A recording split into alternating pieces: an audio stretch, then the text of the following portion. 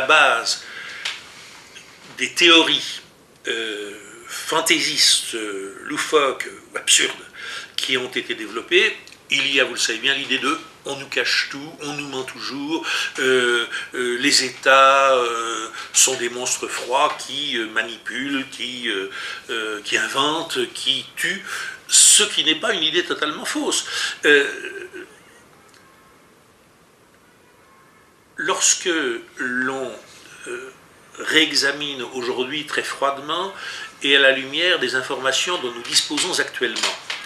les bases sur lesquelles les États-Unis ont engagé la deuxième guerre d'Irak, il est clair qu'il y a eu manipulation, qu'il y a eu mensonge, et que quelque chose qui n'est pas insignifiant, c'est le moins qu'on puisse dire,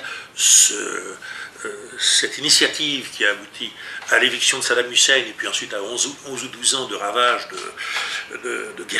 guerre étrangère et de massacres en Irak, tout cela a pour origine des mensonges, des manipulations. Donc on comprend que sur cette base, des gens aient pu dire on nous a menti sur l'Irak, pourquoi n'aurait-on pas menti aussi sur le 11 septembre où l'on voit d'ailleurs que certaines questions qui ne sont pas sans intérêt, loin de là, cessent de passionner, même lorsqu'elles font encore discussion. On discute encore à l'heure actuelle très sérieusement, mais les historiens, pour les journalistes, les guerres publiques, on discute encore à l'heure actuelle très sérieusement de savoir si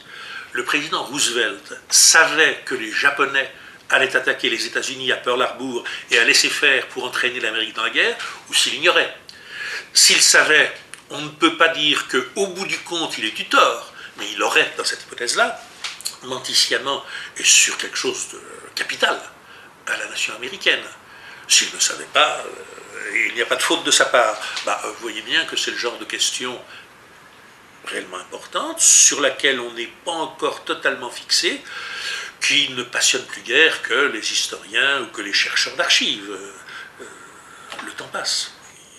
S'il n'y avait pas de diplomatie secrète, s'il n'y avait pas de service secret, s'il n'y avait pas de mensonges d'État, les théories les plus absurdes auraient plus de mal à s'imposer. C'est fonction des mensonges des États, c'est en fonction des mensonges des États que tant de sottises peuvent être dites.